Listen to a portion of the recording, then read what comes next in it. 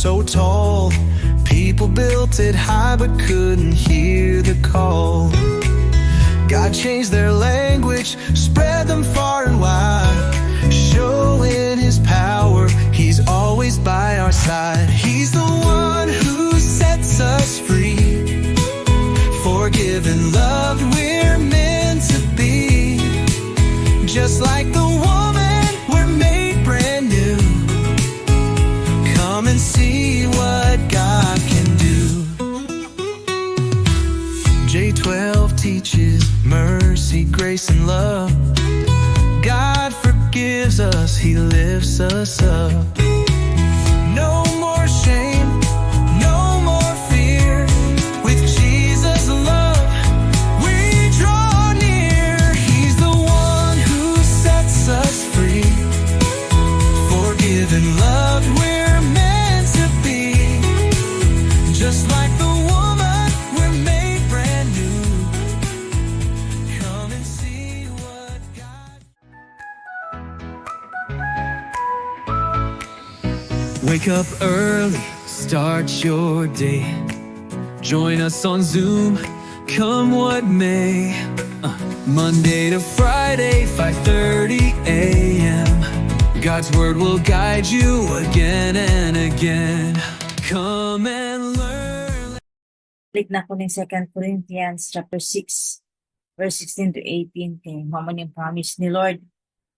Tingnan din ni, I will dwell in them and walk among them, and I will be their God, and they shall be my people.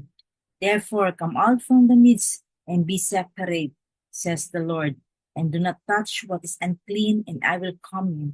I will be a father to you, and you shall be sons and daughters to me, says the Lord Almighty. Okay? So, mo ni siya ang promise niya tag sa ato sa Ginoo. But, naayod tayo kailangan ba ito? Having these promises are ours, what should we do? So, today atong unang buhaton. So, the very first thing na dapat nato buhaton is kailangan nato limpyuhan nato atong kasing-kasing. And we are now in Spotify. Listen and get your own portion of revelation in the book of 2 Corinthians. Shalom!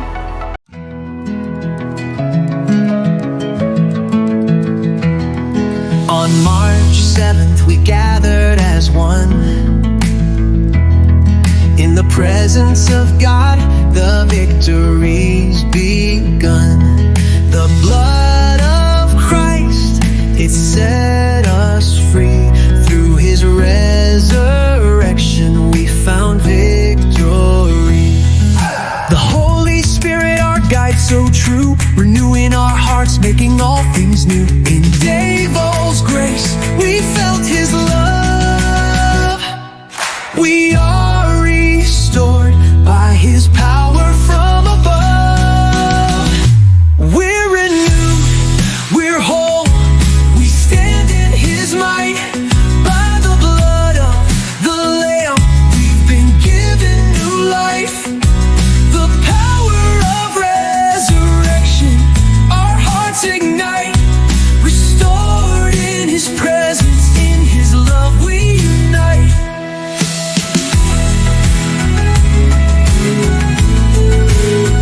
We unite.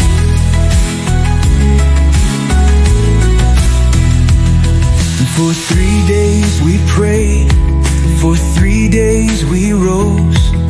The power of His Spirit, within us it flows. March 9th came, but the change was so clear. We leave as victors, His love we hold near. The Holy Spirit, our guide so true, renewing our hearts, making all things new. Devo's grace, we felt His love.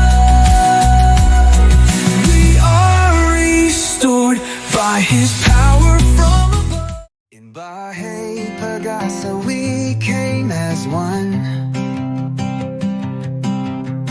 March 13th, the healing had begun. The chains were heavy, but we found the way. Through the blood of of Christ we're free today. By His resurrection we're made anew. The Holy Spirit fills us through and through. No more shadows, no more fear. It is love we're drawn near. We're new. We're whole by His sacrifice. In the blood of the Lamb we're given new life. By the power of His resurrection we stand. Restored forever, held by His hand.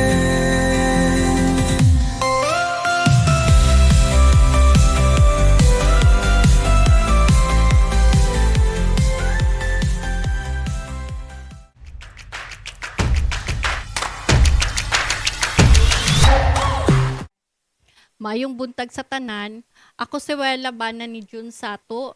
Sa katong wala pa ko kasulod sa RW, akong life grabe ka struggle, nakaanak ko Lord. Nganong mani dako ba kayo kog sa imuha, nganong gitagaan man ko nimo og lalaki nga grabe kaayo nako pag-antos. Pero ginat-pray na ako akong bana na magbag-o na. Daghan ako og nasudlan nga simbahan, gina-free o gina-try na ako magbag-o pero wala gyapon. Nisulod na pud ko og charismatic na simbahan kay basing diri na mi magbag-o ug matabangan mi og ampo sa among kinabuhi. Nagrabi ka struggle. Mas nalala man hinuon among kinabuhi na grabe man hinuon akong bana. The way naga-istorya ilang pastor na nga hilak man tapos kailangan man makuyapan ming tanan.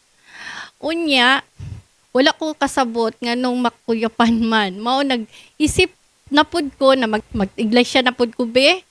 Pero naisip na ko na dili lang kay mas maayo nga mo-abroad na lang ko. Biyaan na lang nako akong bana kay basin diri na maoki akong kinabuhi og sa akong mga anak kay gikapoy na kaayo ko. The way na istorya mi sa akong bana puro singgit og puro yawa. Ingnan pa ko niya malas ka sa akong kinabuhi. Nganong niabot man ka sa akong yawa ka. Mao na puro istorya sa among baba. Mao na akong anak moingon na pud yawa man og mag-away silang magsuon. Pero ako makadungog, mahadlok ko sa akong mga anak. Ug musuko ko ngano man, mag-away man mo, gusto ninyo magbulag sa inyong daddy. Mao na akong panghadlok sa ilaha. Pero nakahuna-huna ko tungod pod sa ako pod maong inana sila magistorya. The time na nagkita mi ni Pastor Lloyd, nagduha-duha pa ko kung pastor na jud siya kay kana sila kauban na sa ila pag adik-adik sa kong bana. Mao na wala ko'y salig sa ilahang tanan. Pag ingon ni Pastor Lloyd na mao na adto sila sa balay, wala pa ko nisugot sa akong bana.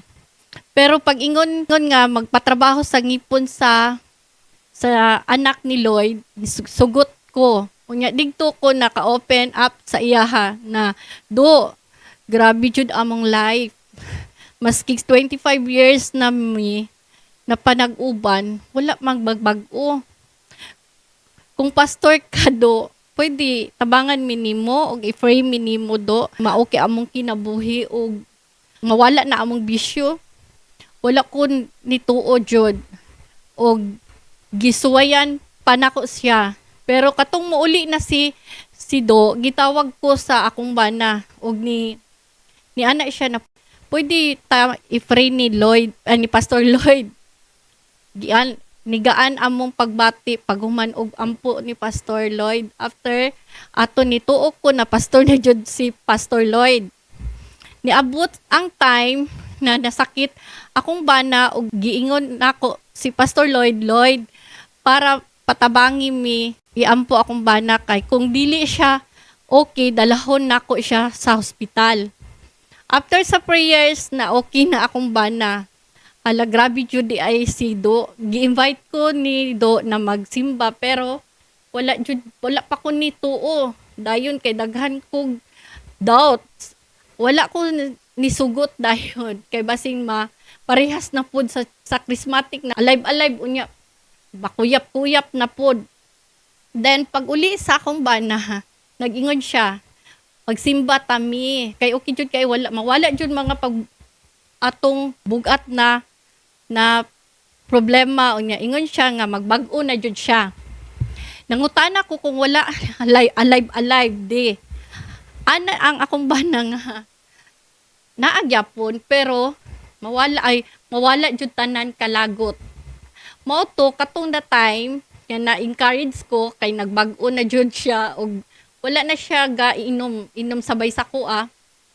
Pagsimba ako dito nalalipay ko kay ganahan kaayo ko sa wali ni Pastor Wendell kay naigo jud ming duha sa akong bana.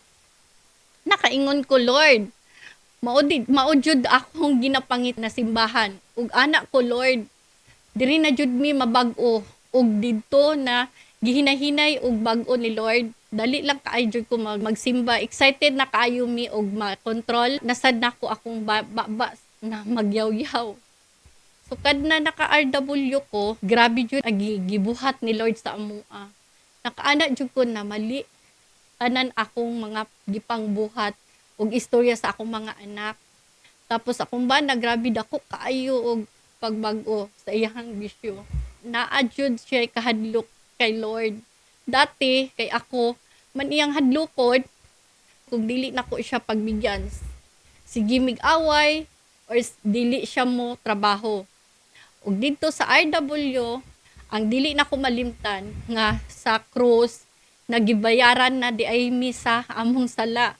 Pasalamat jud ko kay Lord na jud mi kahadlok duha sa Ginoo. Grabe akong kalipay ug gis-share pod na ko tanan akong natud-an sa akong mga anak ug pati akong anak nalipay na pod sila pagbago sa ilang daddy.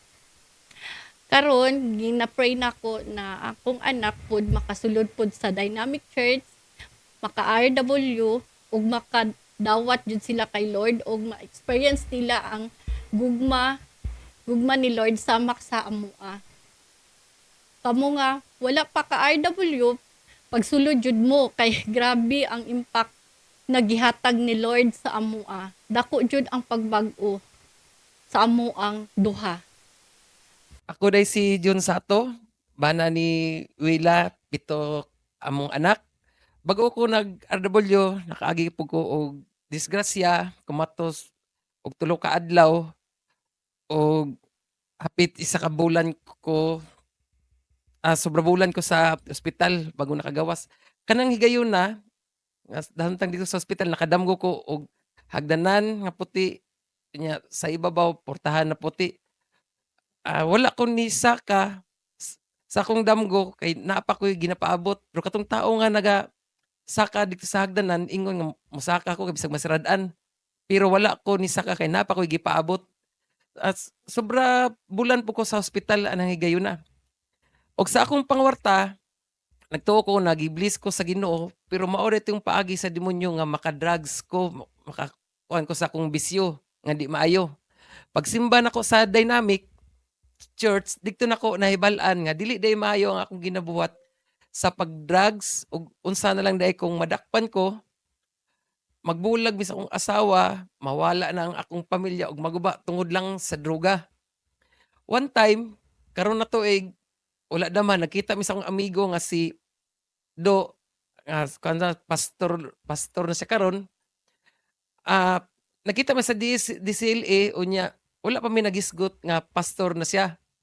Among gisgutan bahin sa ngipon sa iyang anak nga iyang ipatrabaho. 15 years pud mi wala nagkita ni dugay-dugay na. Pagtrabaho nako siyang anak, dikto nako nadung ang bahin sa Ginoo og gi-invite ko niya makaadto ba ko Sunday sa church. Maton niadto ko sa church nga ako lang isa. Kaya nga akong asawa napay pag duha-duha. Dito mo nako sa church na dungog nako ang pulong sa Ginoo na giwali ni Pastor Wendell nga wala dama nga igo kay ko sa pulong. The next Sunday gidala nako akong asawa motor nasabtan na mo ang tanan og encourage ni na mag-join ni sa mag RW. Sa RW daghang kog nahibal-an og nakatunan og ang daghan akong pangutanan natubag. Ang pinakadili nako malimtan ang pagpasaylo sa isig katawo, magpakumbaba o mag-humble down. Napasaylo na nako ang mga nakasala sa kuha maski pag wala sila nakabalo og nakapangayo na kog pasaylo sa akong nasad-an sa una. Kay bugnaw ang dughan kung wala kay gidaladala na kalagot. Karon ang demonyo dili na makatintal sa ako kay kabalo ko na ana ang Ginoo sa ako. Karon nga nahuman ako RW, excited na pud ko na ihatag sa kuha ang grasya sa Ginoo na mamaayo ilabi na sa akong pamilya. Dati grabing gubuta og libog kayo ko. Karon lahi na. Kay moagi na migbugnaw nga istorya og magpaubos na misa usag-usa. Naanay Ginoo sa moa. Kamo nga wala pa nag RW sudli jud ninyo kay daghan pa mog mahibal-an nga maayo bahin sa pulong sa Ginoo. Ako si Wela. Ako pod si John. To God be the glory.